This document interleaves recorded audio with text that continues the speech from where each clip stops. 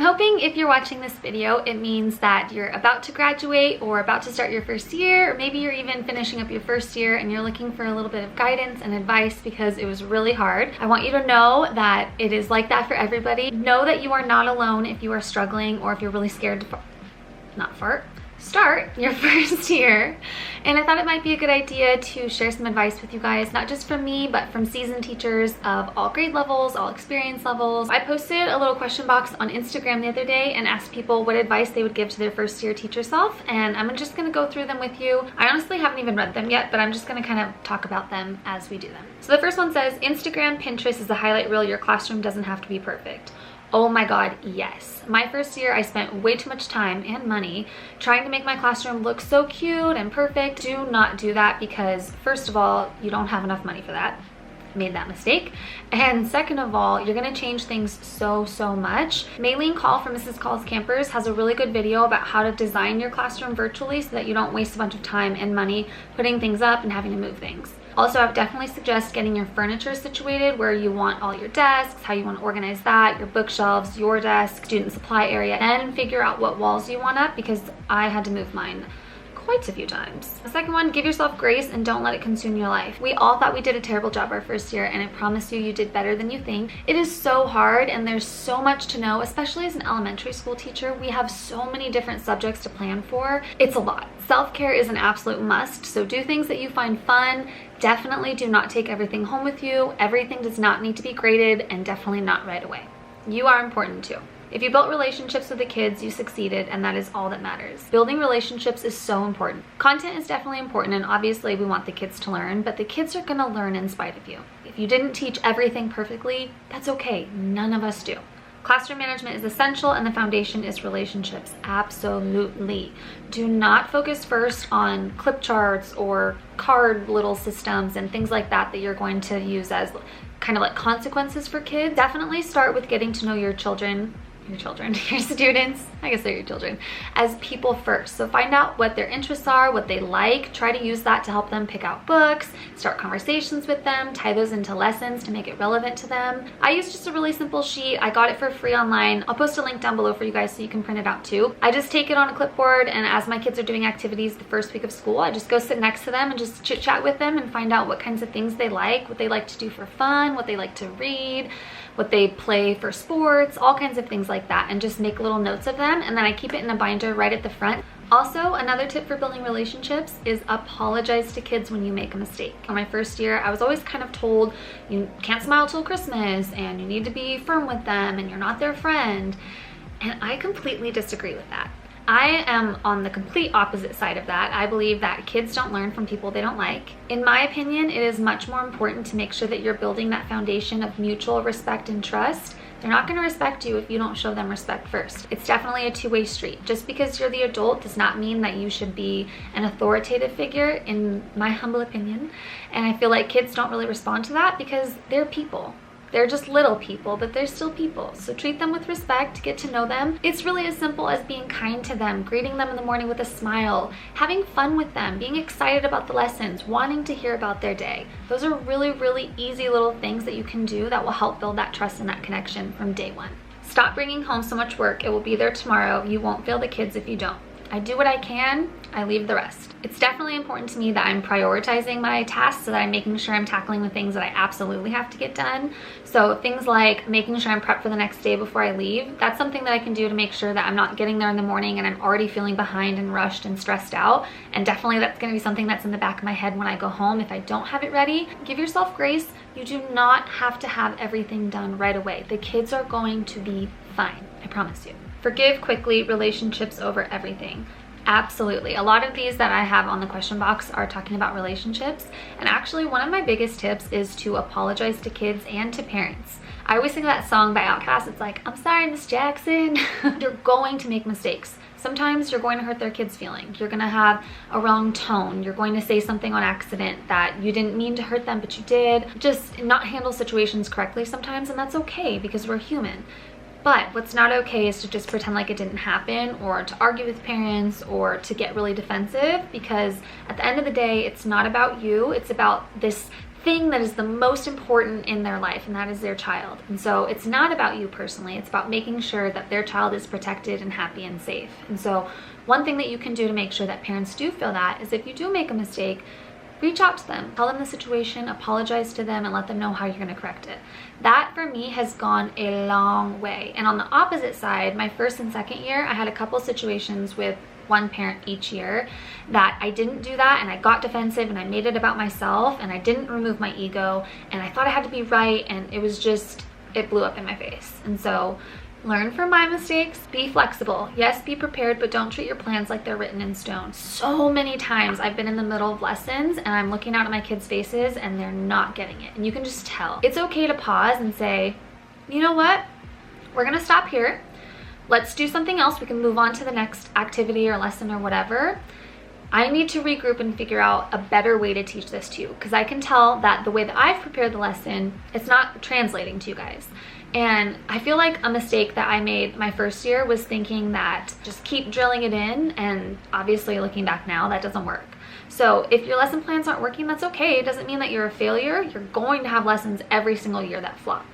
Every single year. Even if you're teaching the same thing in the same grade level, your kids are different, and so their schema that they're bringing in, their background knowledge, it's going to be different. So if a lesson flops and you see it flopping in the middle of it, don't waste that time. Just pause. It's okay to revisit it the next day, even if it throws you off by a day, even if you're supposed to be on track with your grade level and it takes you away from that. It's better to make sure that your kids are understanding something than to just keep pushing past. Our lessons build on top of each other, so if they don't have a strong foundation, or you miss a step because they didn't get it and you keep trying to push through, it's just going to continue to be a bigger problem. Another note on that thought is that it's okay for your kids to see that you made a mistake. And so something like that, telling your kids, you know what, this isn't working, huh? And showing them that I'm not just here to, drill into this lesson with you. I'm here to make sure that you understand and to support you in your learning. It's okay to not be okay. This isn't stated enough. To be honest, none of us know what we're doing. Every year has its challenges. I have cried so many times. In fact, my very first year, I had a very challenging situation and I cried a lot. And my principal one day, I was late picking up my kids from lunch just by like a minute or two. I was going to the bathroom and my principal was waiting out by my line, and she made a joke when I got back, and she was like, oh, I thought you were maybe hiding from your class in a closet crying somewhere. Embarrassing, but I want to share that with you to know that it is okay if you are struggling. It is okay if you need help, and make sure that you ask for that help. Ask as many questions as you can, as many questions as you need to. There is literally no such thing as a dumb question, especially because the credential program, it cannot and will not prepare you for everything that you are going to encounter. It cannot and will not. I don't know a single person that has said, oh yeah, my first year was totally easy because I was totally prepared. Even if you do everything right to prepare yourself, you're not going to be prepared, because teaching is a million little decisions every day. It's changes every day. It's a new class every day. It's new dynamics, not new class every day, every year. But the dynamics between your students are going to be different. And so you're going to learn on the fly a lot. So lean on your co-teachers, lean on your admin, lean on people at your school that can help you. Reach out to instructional coaches if you need help. You're not gonna look dumb, I promise you. Last year in my 5th year, I needed help with my intervention strategies because it wasn't working. What I had done in the past was not working for my struggling readers, and instead of just saying, okay, this is what I've always done and this is all I know, so I'm just gonna keep going, I reached out to an instructional coach and said, hey, this is what I've been trying, it's not working, can you come in and help me?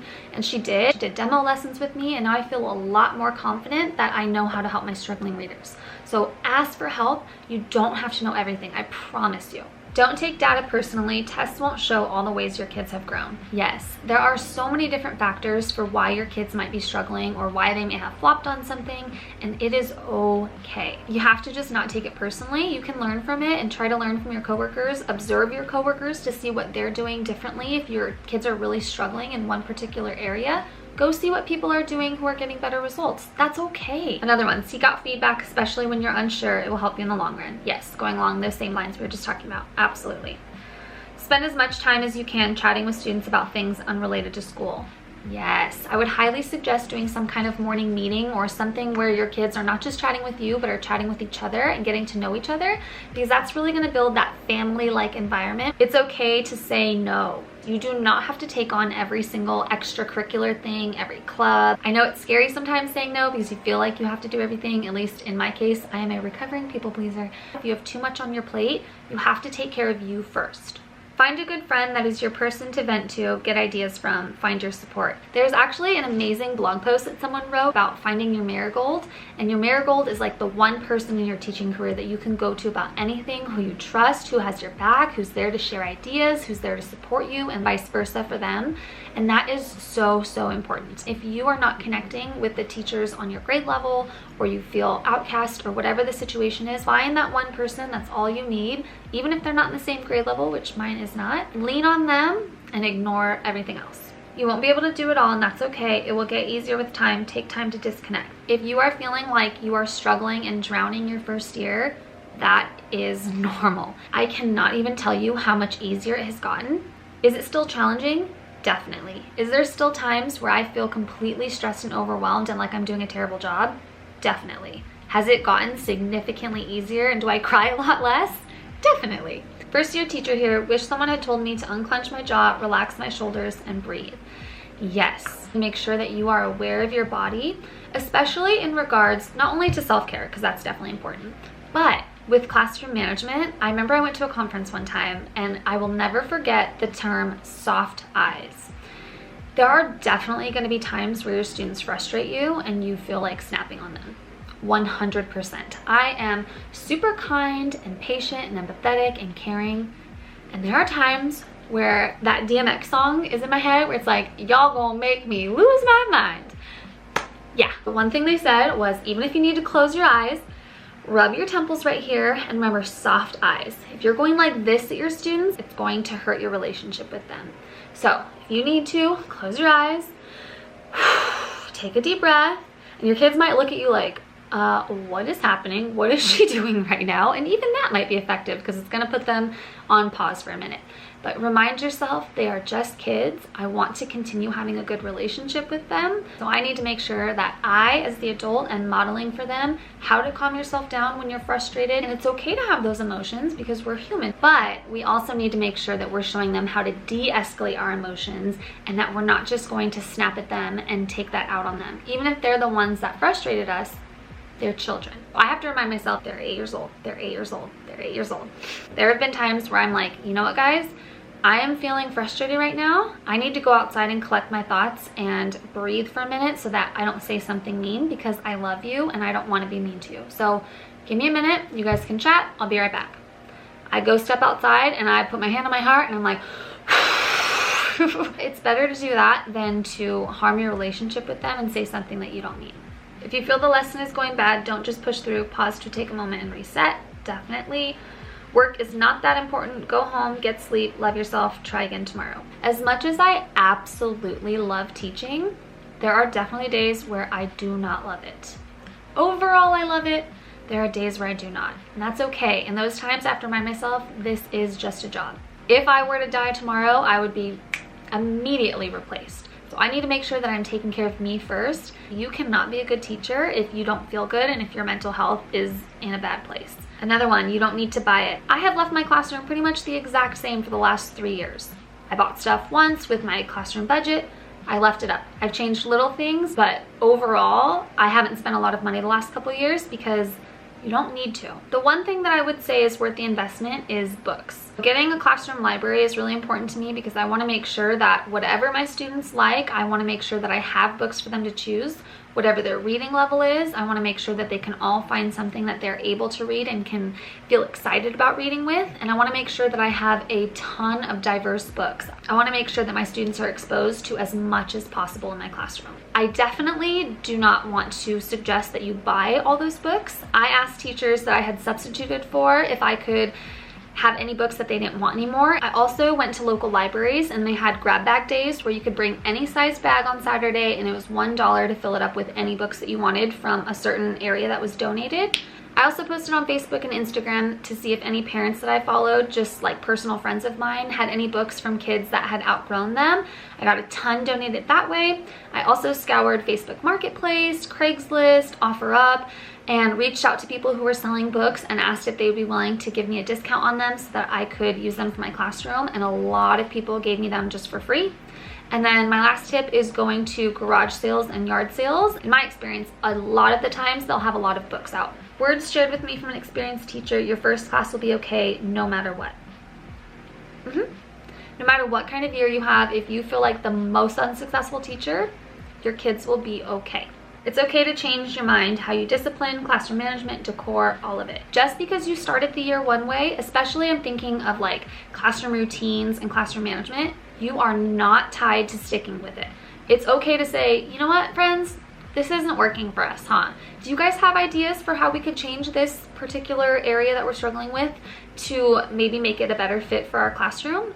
Use your kids. They want to share ideas with you, and it will help them feel like this is their classroom, and it will help them have that kind of buy-in. You don't have to do it all. You are going to see a ton of ideas from coworkers, Instagram, YouTube, Pinterest. Do not try to do it all. Pick a couple things that you like and you want to run with, try them. If you don't like them, then you can change your mind. But if you overwhelm yourself by trying to do everything that you see other teachers doing, you're going to burn yourself out. I definitely did that my first year. I was getting to school at like 6:30 and staying until like 6:30.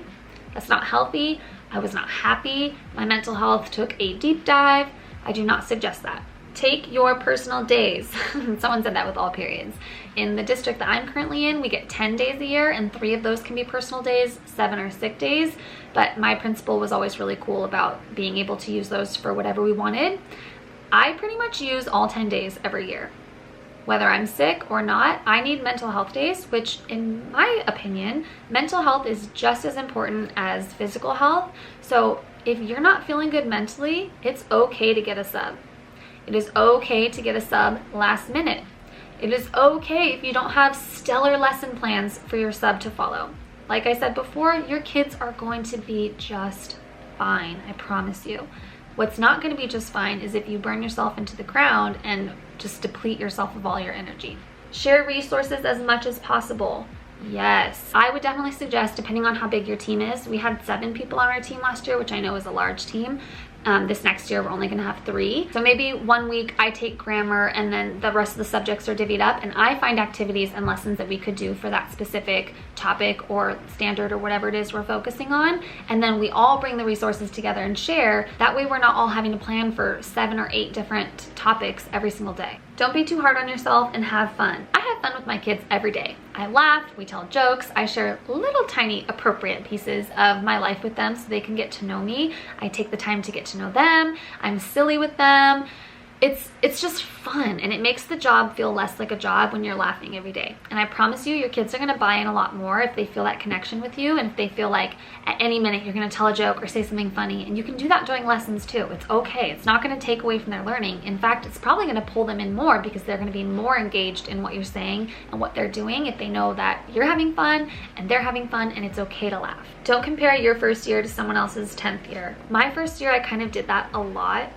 Comparison is the thief of joy. Everyone has their own unique traits and personality that they bring into their classroom that makes their classroom special. So don't feel like you have to do things the same as everyone else. Don't compare yourself. Wherever you're at is totally okay. Pick one subject to be really good at and be comfortable with the others being okay. Yes, that is great advice. So every year I focused on one little thing. So my first year I focused on classroom management. Another year I focused on how to make math more engaging. Last year I focused on reading intervention and how I could make that more effective. Do not try to be great at everything, and not even just in your first year, but any year. Focus on one little thing, that way they build on each other. You are a person, you deserve to have a life outside of school. You can't pour from an empty cup. Absolutely. Have high expectations of the kiddos, but prioritize relationships over rigor. Yes, like I was saying, my first year, I was so stringent on trying to have like these are the rules, this is how we're gonna do things. It definitely took away from the relationships that I have with my kids, which does leak into your teaching. If your kids don't feel respected, if they don't trust you, if they don't like you, they are not going to learn as much. They're definitely still gonna learn because you're still gonna be teaching them. They're not gonna be as engaged, they're not gonna care as much, they're not gonna have the same zest for learning as they would if you were creating a calm, safe, loving, family-like environment. Another thing that I would suggest is going to kids' sporting events. Definitely don't feel like you have to go to them all, but if a kid invites you to come to their soccer game or go watch their horseback riding lessons, go. Even if it's just for a little bit, you don't have to stay for the whole time. And it is a little intimidating because you're probably gonna be sitting with their parents. But in my experience, every single time that I've done that, it's given me an extra little oomph with my relationship with that parent, especially with parents that you don't have a strong connection with. If you show them that you're willing to put in that extra effort and that you care about their child, that's gonna go a long way. Give it one more year. Having them in person is unbelievable and so much more fun. Oh my gosh, yes. If you taught for the first time during COVID, I am so sorry. That is not at all what the experience is like. I was absolutely miserable most of this year because it was just not the same. It was not fun. Please, please, please don't give up yet. Even if you don't think it's for you, that's okay. It might not be, but give it one more year. I know some people were like, oh, I thrived online and I really enjoyed it, and that's great. Maybe that was you. And if it was, I'm super jealous that you had that experience, but that was not at all the experience that I've heard from like 99% of people. So give it another chance. I promise you it's so much better when they're in person. Always remind yourself why you got into this profession. That keeps me going every single day. I cannot suggest enough creating some kind of box or binder or somewhere where you keep nice notes from students, nice notes from parents, good observation, evaluations or whatever. Keep them, and when you're having a hard day, pause, pull that out, and start reading through them. You're probably gonna cry if you're anything like me. It's gonna be a nice little treat for yourself to save on a rainy day. Pick one, come to school early or stay late. Don't do both. Yes, do not torture yourself like that. Just do one. You can't and don't have to do it all. It's hard. We're all just faking it. LOL, you are not alone. Yes, we are all doing the best that we can year to year, and anyone who tells you, oh, I've totally got this, I've got it all figured out, they're lying. Even if you think you've got it figured out one year and you're like, wow, I'm the best teacher ever, like that went great, everything's going awesome. Then the next year you might have a class where you're like, what am I doing wrong? They don't seem to get anything I'm teaching them. My classroom management strategies aren't working. I don't feel like I have as strong relationships with them. The parents don't seem to like me. Like, there's a multitude of different reasons of why things could feel different the next year, but I like that part where she's like, we're all just faking it. Fake it till you make it, okay? We are all doing the best we can, and that is all you can ask of yourself. Yeah, same thing going along this line. Give yourself all the grace. Even veteran teachers aren't perfect. Yes. Don't reinvent the wheel. Use TPT or co-teachers frameworks whenever you can. I am totally for using TPT. Are there things on there that are trash? Absolutely. Are there things on there that are expensive and you don't need to purchase? Absolutely. Are there resources on there that are awesome, a lot of which are free? Absolutely. Same with Instagram. Is there a lot of fluffy stuff on there? Yeah. Is there a lot on there that you can take and learn from that is free, just strategies that teachers share that you can just steal and use in your own classroom? Yeah. A lot of my Instagram is just things that I've learned from other people that I'm like, hey, I got this from so-and-so, I got this from so-and-so. When you put it all together, it makes for a really good experience. But if you try to do it all yourself and try to figure out new things to do all the time, again, you're gonna drain yourself and you're gonna burn yourself out. You're never gonna be caught up, so learn to prioritize. Make a to-do list, put the things that you absolutely have to get done on the top, and honestly, parents want to help, in my experience at least. Even if it's just saying, hey, I have this thing that I need cut out and laminated. Is anyone willing to come in and do that or take it home and do that? I'm really lucky to work in a school where the parents are super willing to help and able to help. A lot of families can't help and they are working or whatever the case is, and that's not their fault at all. And I don't mean to like put any schools down or any parents down who can't, because I know that every family wants to help, but there's different situations. But there are families a lot of the times who can and want to help, so give them an opportunity to. Don't feel like you have to do it all yourself. Be willing to let go of pretty, and not even just like your decor in your classroom, but if you have an ugly worksheet that you're gonna do, that's okay. As much as I love hands-on, engaging, collaborative learning opportunities, there are definitely times where my students are doing worksheets, and they are not cute worksheets, a little clip art and fancy fonts. Sometimes they're just basic, boring things that I've printed offline, or little things that I've made on Google Docs in 20 minutes. Do not feel like everything has to be pretty and perfect. And if you do feel like that, again, you're gonna burn yourself out. All of the ones on the last page are all about the same kind of things. Learn how to prioritize yourself during year 1. Build the relationships first. Don't try to force authority in your classroom. Relationships are the key to a successful room. People over content. Classroom management is everything. Everyone does best with structure. Yes, a little side note on that. Being an authoritative figure is different than having clear structures for students to follow, because they do need that structure so that they know what the rules are and they can follow them and feel successful. Have structure, but do it in a kind, loving way. Do the best you can. You will make mistakes, but use them to learn and move on. Do not waste any time beating yourself up for any kind of mistake. Any kind of mistake. Reflect on it, learn from it, use it to help you grow, and then leave it in the past. The number of mistakes I made this year were so many. My last day of school, we made these Flipgrid videos, our virtual school, and we watched them together. And one of my students was like, I loved being in this class because Ms. Romeo is so funny. She was always forgetting things and we'd have to remind her about things. And I was like, yeah, that's true. So don't feel like you have to be perfect. It's okay. And in fact, the kids seeing you make mistakes and being human is a good thing. It will make them feel more comfortable, and showing them, hey, I made this mistake. This is how I'm gonna move on. Or do you guys have any suggestions of how I could remedy that mistake? And doing that together is really powerful. All right, friends, those are my tips for any first-year teachers, new teachers, student teachers, anyone that is struggling. I hope that that was helpful, and I hope that just gave you a little bit of love and encouragement and confidence that you are doing a great job, and we all feel the way that you feel sometimes, and it's okay. It's gonna get better. Leave comments if you have any questions, and that way other teachers that are reading them can try to give you advice and support. And just know that you are so loved and you are doing a great job, and I'm so proud of you. If you have any tips for first-year teachers, please, please, please leave a comment so we can all learn from each other. Thank you guys so much for watching. I will see you soon for another video.